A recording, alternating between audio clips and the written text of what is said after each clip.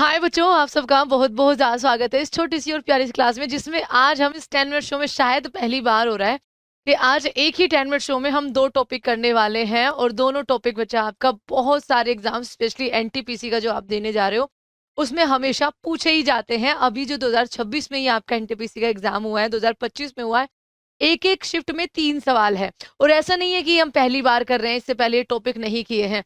इससे पहले इन टॉपिक को 10 मिनट शो में ही बहुत अच्छे से कर चुके हैं, डिटेल वाइज भी कर चुके हैं, जो 3 बजे क्लास होती है। तो आज इसके कुछ क्वेश्चंस है, आप सबका एक बार फटाफट से अच्छा रिवीजन हो जाए, इसके लिए एक बार चेक करते हैं। तो चलिए पहले सवाल पे चलते हैं। अच्छा, टॉपिक क्या है वो तो बता देती हूँ। टॉपिक बच्चा सेंसस, जो हमने अभी कुछ दिन पहले भी आपका यहाँ पर कराया था जब यूपी का एग्जाम चल रहा था, तो उसको भी जरूर करके जाइएगा बच्चा, क्योंकि उसमें हमने सेंसस 2011 को बहुत अच्छे से कवर किया है। आप सेंसस बाय नमू मैम भी सर्च करोगे ना, तो वहां पे आपको थ्योरी वाइज जो मिलेगा, एक एक डिटेल उसमें आपको मिल जाएगी, वो भी आप प्रेफर जरूर करिएगा बच्चा। चलिए, तो सबसे पहले भारत के, अब आज हम 2027 की जनगणना से कुछ सवाल आए हैं, उनको यहाँ पर करेंगे। भारत में जनगणना आयोजित कराने के लिए मुख्य रूप से कौन सा मंत्रालय जिम्मेदार होता है? तो गृह मंत्रालय। और गृह मंत्रालय अभी के लिए किसके पास है? आप कहेंगे मैम गृह मंत्रालय अभी के लिए आपका यहाँ पर अमित शाह जी के पास है। कुछ जनगणना, ठीक है, 2027 से बच्चा यहाँ पर ध्यान रखिएगा। जैसे सेंसस 2027 जो है वो भारत का पहली पूरी तरीके से डिजिटल जनगणना यहाँ पर रहने वाली है। विच सेंसस ऑफ इंडिया सेंसस 2027, ये सेंसस 2027 जो है वो भारत का ओवरऑल 16वीं जनगणना होगी। और अगर हम बात करें स्वतंत्र भारत की, तो उसकी ये 8वीं जनगणना रहने वाली है। ब्रांड एम्बेसडर कौन हो जाएंगे? तो स्टैंड आर्टिस्ट है बच्चा सुदर्शन पटनायक जी, ये इसके ब्रांड एम्बेसडर चुने गए हैं। मैस्कट की अगर हम बात करें तो प्रगति और Vikas, Pragati is female and Vikas is male, ये आपका यहाँ पर चुने गए हैं। शुभंकर को किसके द्वारा आपका अनावरण किया गया था? अगर ये पूछ लिया जाएगा तो यहाँ पर अमित शाह जी हो जाएंगे। In how many phase will census 2027 भी कंडक्टेड? तो 2011 भी 2027 भी, ये सेंसस आपका 2 फेज में किया जा रहा है। एक में हाउस लिस्टिंग हो रही है और दूसरे में जब आपका दूसरा फेज चलेगा उसमें बच्चा आपका यहाँ पर जनगणना होगी, यानी कि मेन आपका यहाँ पर लोगों की गिनती होगी। What is the first phase of census 2027? ये हमने बता दिया है, हाउस लिस्टिंग अभी हो रही है। जनगणना 2027 का दूसरा चरण किस पर केंद्रित होगा? जनसंख्या के सूचीकरण पे। जनसंख्या 2027 में कितनी भाषाएं आयोजित करी जाएगी, कितनी भाषाओं में आयोजित करा जाएगा? तो 16 लैंग्वेज आपकी यहाँ पर रहने वाली है।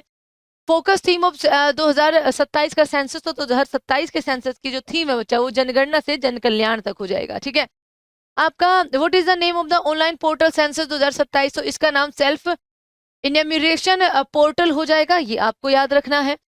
Which app is use for door to door data collection in census 2027? तो डोर टू डोर आपका यहाँ पर HLO यानी कि हाउस लिस्टिंग ऑपरेशंस ऐप यहाँ पर रह जाएगा। ऐसी पोर्टल के अलावा कौन सा ऐप लॉन्च किया गया है? डिजिटल लेआउट मैप आपका यहाँ पर लॉन्च किया गया था। भारतीय संविधान के किस आर्टिकल में जनगणना का उल्लेख है? तो बच्चा ये आपका सेंटर लिस्ट के अंदर आता है, शेड्यूल 6 में, आर्टिकल नंबर आपका 246 इससे संबंधित हो जाएगा। स्वतंत्र भारत की पहली जनगणना 1951 में की गई थी। यहाँ से भी बहुत सारे क्वेश्चन आते हैं, ये हमने सेंसस के बहुत सारे 10 मिनट कर रखे बच्चा, उनको आप देख लीजिएगा, 10 मिनट की बात है। भारतीय जनगणना के जनक जो है वो किन्हें कहा जाता है? हेनरी वोल्टर को कहा जाता है। 2027 के ब्रांड एम्बेसडर बच्चा, उनका संबंध किससे है? तो ये मैम आपका यहाँ पर रेत कला यानी कि सैंडार्ड से सुदर्शन पटनायक जी हो जाएंगे। किस अधिनियम के अंतर्गत आपका यहाँ पर आता है सेंसस कराया जाता है? तो सेंसस एक्ट 1948 यहाँ पर सही जवाब हो जाएगा। चलिए आगे देखते हैं। भारत में 2027 में मुख्य रूप से किस माध्यम से आयोजित करने का प्रयास कर रहा है? तो ये पूरी तरीके से बच्चा डिजिटल जनगणना होगी, तो ऐसा कुछ आपका यहाँ पर लिखा होगा, digital and self enumeration mode आपका यहाँ पर ये रहने वाली है। कोविड-19 महामारी के कारण कौन सी जनगणना को स्थगित किया गया था?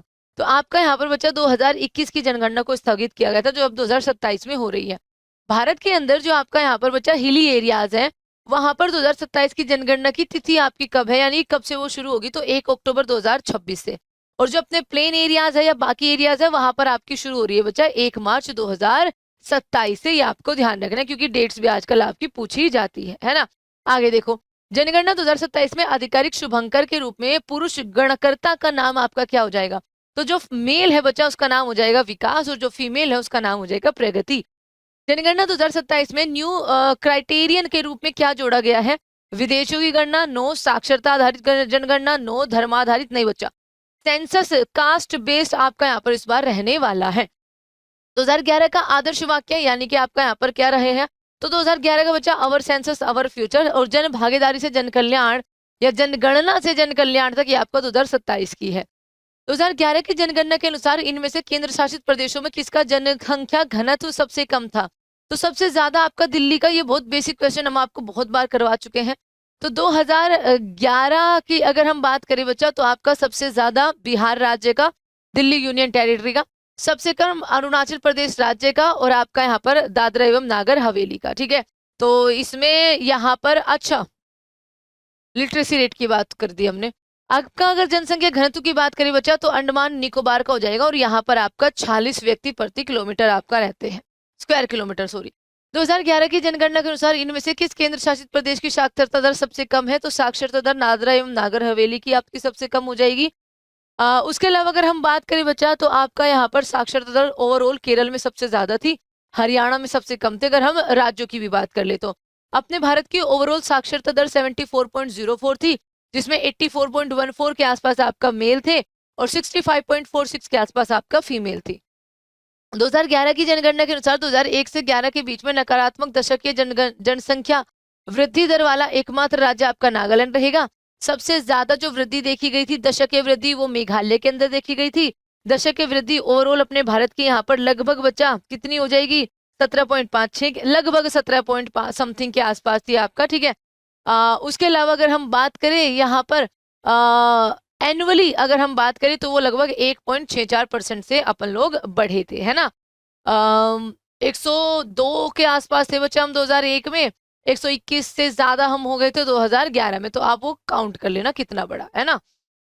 चलो आगे देखते हैं। भारत की अच्छा मेघालय में सबसे ज्यादा हुई थी, ये हम बताना चाहते हैं, 27.54 के आसपास। जनसंख्या 2011 के अनुसार भारत की कुल जनसंख्या सिख समुदाय का प्रतिशत कितना था बच्चा? तो सिख समुदाय 1.7, हिंदू आपका यहाँ पर हो जाएंगे 79, 0.4 बच्चा ये जैनिज्म हो जाएंगे, यानी कि जैन हो जाएगा। सबसे ज्यादा लिटरेसी इन्हीं की पाई गई है, आपका ये भी ध्यान रखिएगा। और ये आप 14.2 आपका यहाँ पर मुस्लिम हो जाएंगे। ठीक है, पंचवर्षीय योजना की अवधारणा, अब 5 ईयर प्लान के कुछ क्वेश्चन देखिए। किस देश से ली गई थी बच्चा? इसको यहाँ पर रशिया से, यानी कि यूएसएसआर से लिया गया था। योजना आयोग के प्रथम उपाध्यक्ष कौन हो जाएंगे? गुलजारी लाल नंदा जी हो जाएंगे। केसी नियोगी बच्चा आपका finance commission, first finance commission के अध्यक्ष जो है वो आपका यहाँ पर केसी नियोगी थे, ये आपको ध्यान रखना है। ठीक है जी, चलिए। योजना आयोग के प्रथम अध्यक्ष कौन हो जाएंगे? प्रथम अध्यक्ष बच्चा जो प्राइम मिनिस्टर होते हैं वही होते हैं, यानी कि जवाहरलाल नेहरू। योजना आयोग की स्थापना किस वर्ष करी गई थी? तो 15 मार्च 1950 को करी गई थी। लेकिन इससे पहले बच्चा इसके लिए जो कमेटी, वो केसी नियोगी जी द्वारा ही आपका यहाँ पर जो प्लानिंग बोर्ड है उसका अध्यक्ष जो है वो वही बने थे। ठीक है, ये आपको ध्यान रखना है। अराउंड 1946 की बात है। फिर आगे बढ़ बढ़ के ये आपका प्लानिंग कमीशन बनता है 15 मार्च 1950 को, ये ध्यान रखना है। इसलिए हमने केसी नियोगी का नाम यहाँ पर क्वेश्चन रखा है। वो जब शनमुख शेट्टी जी आपका यहाँ पर रिजाइन कर देते हैं, उसके बाद फाइनेंस मिनिस्टर भी बनते हैं केसी नियोगी। भारत में प्रथम पंचवर्षीय योजना में सर्वोच्च प्राथमिकता दर जो है वो प्राथमिकता किस में रखी गई थी बच्चा? एग्रीकल्चर में। किस पंचवर्षीय योजना का मुख्य लक्ष्य भारत को एक आत्मनिर्भर और स्वयं विकासशील अर्थव्यवस्था के रूप में स्थापित करना था?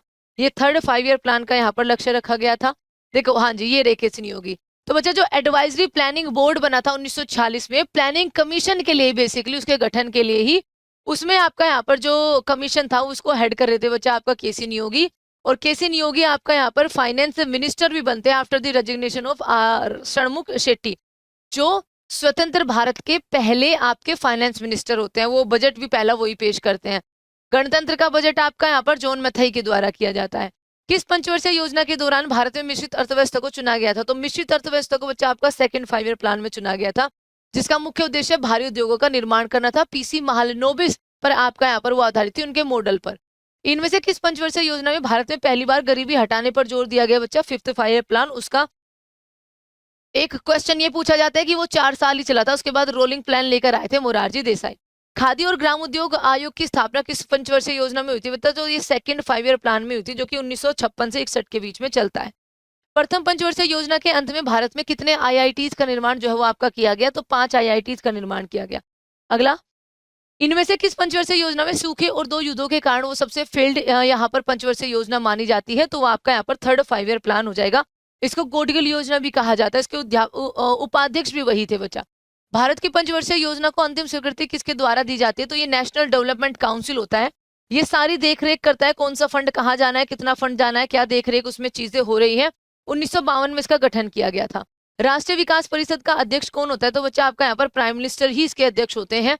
हालांकि 2015 में नीति आयोग आ गया था, उसमें भी सेम ही तरीके से बच्चा अध्यक्ष वही आपका यहाँ पर प्राइम मिनिस्टर होते हैं, उपाध्यक्ष अभी जस्ट चेंज हुए हैं, उपाध्यक्ष वाइस चेयरमैन अशोक कुमार लाहिड़ी और सीईओ आपका यहाँ पर होते हैं, जो कि आपकी कौन बनी है, निधि छिब्बर बनी है। सरकार ने किस योजना में हरित क्रांति की शुरुआत करी थी? तो हरित क्रांति बच्चा थर्ड 5 ईयर प्लान में आपका यहाँ पर लाई गई थी। छठी पंचवर्षीय योजना के अध्यक्ष कौन हो जाएंगे? तो छठी पंचवर्षीय योजना 80 से 85 के बीच में आई थी, नाबार्ड की स्थापना उसमें करी गई थी।